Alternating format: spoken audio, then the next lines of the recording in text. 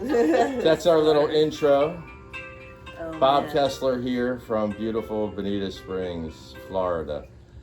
I'm here with my friend Brenda. Say hi, Brenda. Hi.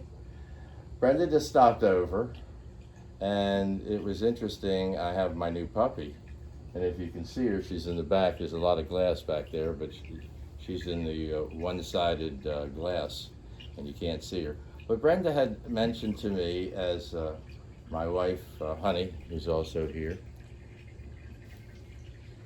So she mentioned that she was afraid of dogs to Honey.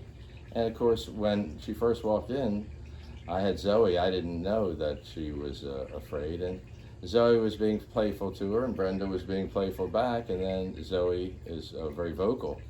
And she growled in a play mode still. And Brenda got frightened, and Honey got even more frightened. So at that point, I moved Zoe out of the room, which is what I suggest all good guardians of their pets do. This way, they make a person feel safe when they are in your home, and you keep your dog out of trouble, because of course, if your dog bites somebody, then you're in trouble.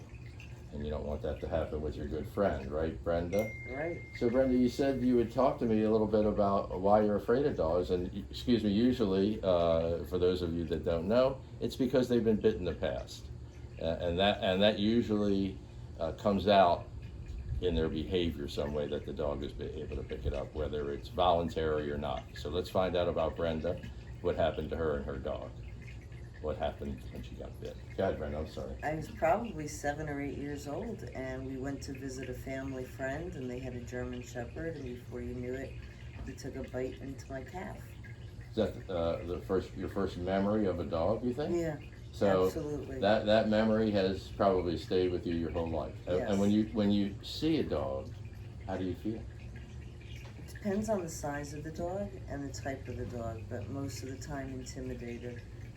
Whether mine is a mid-sized dog, so it would have to be one of those little small, just Yeah. and then you feel more comfortable. More But comfortable. are you still a little hesitant even with the smaller ones? If it were a Chihuahua, 100%, because we had a family dog that followed my father home one day, and he decided to keep it, and this dog would snarl and growl and At you? at me, at my parents. It Oh, was- even the yeah, ones that rescued it, Yeah. but they kept it and loved it. Yeah. Yeah, well, Exactly. we commonly call that being a hero, because that dog wouldn't, and there are many Chihuahuas in shelters and rescues. So it's important that folks realize that when a dog may be reactive to you, you carry these emotional feelings that you had when you see a dog, and that brings it out. And you produce probably fear hormones and pheromones, and the dog smells it.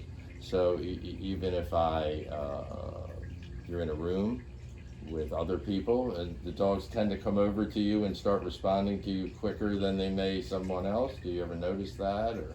I don't hang around dogs too much, Oh, so okay. I have not So noticed we it. can feel assured that when it happens, that's a possibility that they smell that in you. Well, it's interesting, your story. So, was that the only time you were ever bit?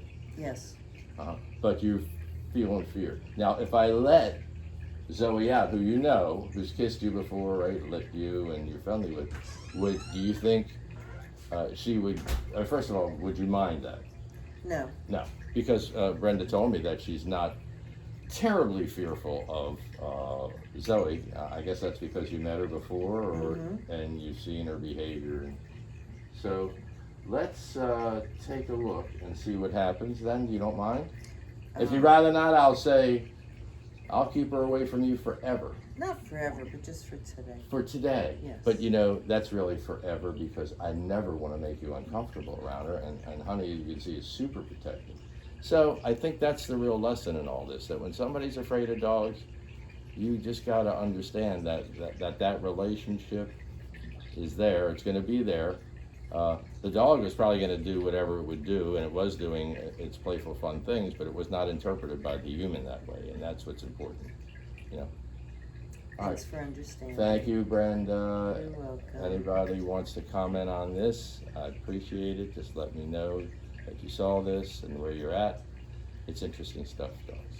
This is a hard one, and Brenda was so kind to agree to do it and allow us a little bit into the emotional side.